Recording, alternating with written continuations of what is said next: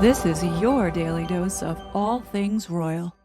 Welcome back, my gorgeous, good looking friends. Today we're going to look at this quote that Meghan had issued way back in the day when Catherine was getting married.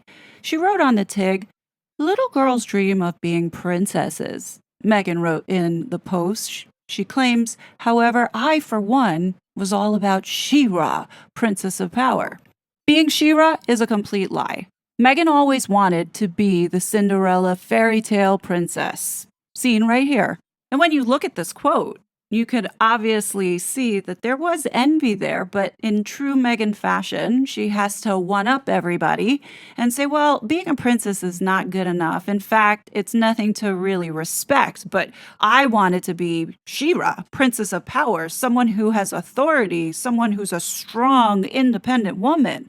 So in a way, this was a passive-aggressive dig at Catherine.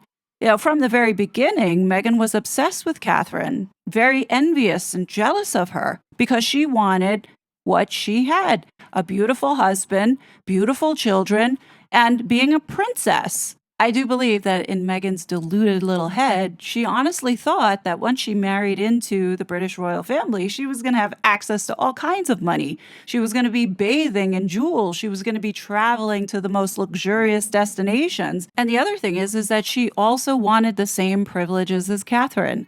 She wanted the same access that she had. She wanted even more than Catherine. And a lot of it has to do with Meghan feeling inadequate and insecure whenever she was around Catherine.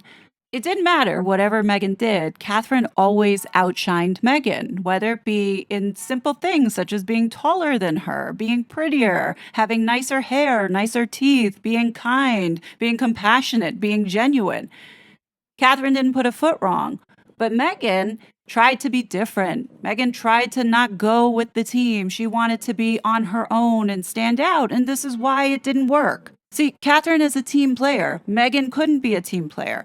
And here's where you see Meghan's maturity. She really hasn't passed middle school because the way that she has behaved has been nothing short of it. Very catty, very bitchy, very spiteful and vengeful over the littlest things. Like truly insignificant things like lip gloss, as well as not asking Meghan to go shopping with her. Like it's really grade school stuff. And being this immature, you can understand how Meghan would bully a 3-year-old girl. And I'll tell you, there's some jealousy with Charlotte as well. There's no doubt in my mind that whenever Meghan looks at Charlotte, she can't help but feel envious. And envious coming from a place of, oh, I wish I had all of that when I was growing up as a child. And on top of it, Charlotte is a true-born princess, a title that Meghan has always wanted. It's a main reason why she was so forceful in getting that title for little Betty. In her little deluded head, she's thinking, well, I have a daughter who is a princess. I am a prince and princess maker in some sense. And after witnessing this whole Nigerian scam, I come to the conclusion that it does bother her that she doesn't have an official title of princess. I'm beginning to get this impression that these new titles from Nigeria were bought and paid for by Meghan. Let me show you what I mean. Trusted Reddit user, Secondhand Coke, wrote this 2 days ago. Now again, I must preface, please take this with a grain of salt, but for the most part, for the last couple of years, Secondhand Coke has been a reliable source that has feet on the ground in California. Any case, they wrote, all of this except for the bit about Nigeria thinking it was a royal tour. I heard that they were not well received in Nigeria. The whole thing turned out to be a fast one pulled by whichever head of defense invited them, preferring the always cheaper move of engaging PR to give service members the appearance of better treatment rather than actually treating them better. And WME always preferring to make it look like Harry and Meghan work and care about people rather than insisting that they actually do so, was only all too glad to help. Otherwise, people were outraged by the costs, and very few people showed up to events that weren't paid or otherwise mandated to do so, including Harry and Meghan. She definitely gets paid to shake hands now. I also heard Harry's trip to see injured veterans was staged and people were very much nonplussed at Meghan using the country as her own personal nudist colony. Also, I heard that Meghan demanded that warrior princess feature as part of her Nigerian name. Know why? Because Princess Charlotte's preschool name was Warrior Princess. And here's a 2022 Marie Claire article to prove that last part. This article was written in Marie Claire in August of 2022, and I truly believe that this set Meghan off when she saw that Charlotte's nickname was Warrior Princess. No, nobody else could be the warrior princess. Meghan is the one who's the warrior princess. She wanted to be She-Ra. And soon after, in October of 2022, this is when we first hear about Meghan's Nigerian heritage. Fast forward, Meghan is fixated to get these titles for her kids in 2023. She gets what she wants, but I'm guessing she wasn't satisfied because she's still not reflected as princess. So what happens at Invictus Games? Meghan's heritage comes right back up a year after she announces it on Archetypes, in which, thanks to Meghan's mole for pointing this out, that the Minister of Defense, Mr. Bendaru, was the one who officially extended this invite to Meghan and Harry to come to Nigeria. As you can see, he was there in Dusseldorf as well as with them in Nigeria. But here's where it gets suspicious. Remember, so much focus and attention was given now to the Nigerian team and Meghan posing left and right with Nigerians. Then all of a sudden, Meghan has People magazine write this. Harry and Meghan pose for a photo with Team Nigeria and the national flag, and the squad presented them with a plaque from the Chief of Defense, plus a new nickname for Meghan. The Duchess of Sussex received the name Amira Ngozi Lolo, which bears a royal meaning. Amira is the name of a warrior princess from a legend, while Ngozi means bless, and Lolo means royal wife or loco crazy. Do I think money changed hands for that PR? Yeah, I do. I think Meghan planned all of that so she could be called a princess, but again, this wasn't good enough for her because she didn't want a nickname. She wanted something official.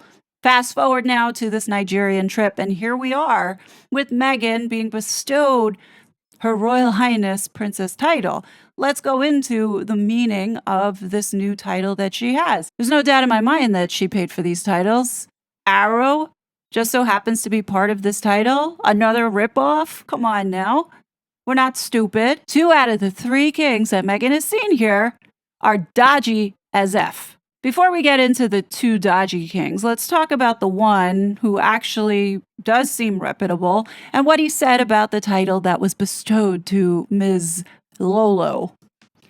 So apparently this guy is newly appointed Easy Arrow of Arochukwu Kingdom, a kingdom that Meghan is now a part of. He sits down with Punch News, giving this interview in which he explains the occasion was a private fundraising luncheon to raise funds for injured soldiers and to support Nigeria's bid for the Invictus Games, a foundation promoted by Prince Harry, the Duke of Sussex. Naming Meghan Markle, the Duchess of Sussex, Adamazi, is basically for recognition. Firstly, she traced 43% of her ancestry to Nigeria and of Igbo extraction. When someone is identified through a scientific genealogy test as being from Igbo land, you have to give that person a name that connects them with our homeland. In my humble opinion, I still think this is all bullshit. Meghan most likely paid for them to validate her as part of this tribe. I don't think there's any validity to it because she hasn't shown any evidence. So he goes on to explain, in Arochukwu Kingdom of Abia State, Adamazi is the name we gave her, which could translate to the first daughter of a noble or royalty or a prominent person. So Adamazi literally means the first daughter of Mazi. Mazi itself represents the highest recognition an Arrow man gets for all the achievements that come with nobility. We thought that the name would anchor her to our homeland. We believed it would be meaningful for what it represents, so she could leave Nigeria with the sense that she is a princess of Igbo land and Arochukwu Kingdom in particular. You can see the sash we placed on her, which she can wear if she wants the world to know that she is indeed a true African princess by the pronouncement of the Easy Arrow of Arochukwu Kingdom. But it gets better, folks. The next question is, what is the significance of the title? And he goes into saying, in Arachukuwu today, if you are accomplished as our daughter, wherever you are in the world and in your profession, the title means you have attained the highest level of advancement in society. We will give you the Adamazi title as recognition. It is a highly prized title for an Aro lady to be called Adamazi and be publicly recognized as such. We have a big ceremony where the title is conferred on worthy Aro daughters who have achieved a lot. It is a very significant title. Anybody called Adamazi in Arachukuwu Kingdom is looked upon as a very accomplished person. With all that Meghan has achieved in life, I think it's a title she deserves. She is our daughter, and we are very pleased as Arachukuwu Kingdom to confer that title upon her. Suckers! I wonder how much she paid for this title. I mean, literally, Meghan, you have achieved everything that you wanted in life. To be a princess of the most highest order, there you have it. I guarantee you, Meghan will never wear that sash again, but she will exploit this title now in the next paid award that she is about to receive in whatever 10-page bio that she has to write. Smells like a Nigerian scam to me, but let's move on to the two other kings now. As if it wasn't bad enough that the CEO of Air Peace that greeted Meghan and Harry in Lagos is wanted here in the United States for fraud, Meghan is photoed here with two Nigerian kings who equally have some dark history. So let's talk about the king in white first. Apparently, this monarch, according to Vanguard News in Nigeria at the end of 2023, was issued a letter from the Ministry of Local Government accusing him of flouting the provisions of the Code of Conduct for traditional rulers in Abia State, as well as traditional rulers and autonomous communities law. So this letter that was given to him indicates that his government is suspended until the disciplinary committee has been set up to investigate the activities of this ruler. Sounds like there was some funny business going on, and currently he is suspended. The next king, on the other side of Meghan, was reported today in the Daily Mail that this king was twice deported from America with a lengthy criminal record and a really dark past. I just find it hilarious that these two don't do any kind of background check, or maybe they do background check, but Meghan doesn't care because she so much wants this princess title. But what an absolute gong show this has turned out to be. Complete joke.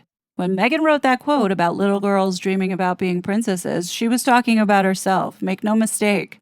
This obsession that she has with Catherine and the hatred that she has for Princess Charlotte is unhealthy and not normal. If you look back at all the times that she has talked about little girls looking at her and thinking that she's a princess, and in Harlem, New York, when they visited with the ginger-haired husband, she told her that she was a princess.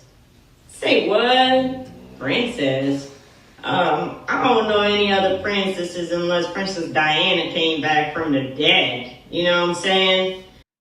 As you can see, there's something not mentally right here, but there is a clear obsession with Meghan wanting to be a princess, and it's why she has gone like absolutely overboard with seeking it, especially with this latest stunt that she pulled.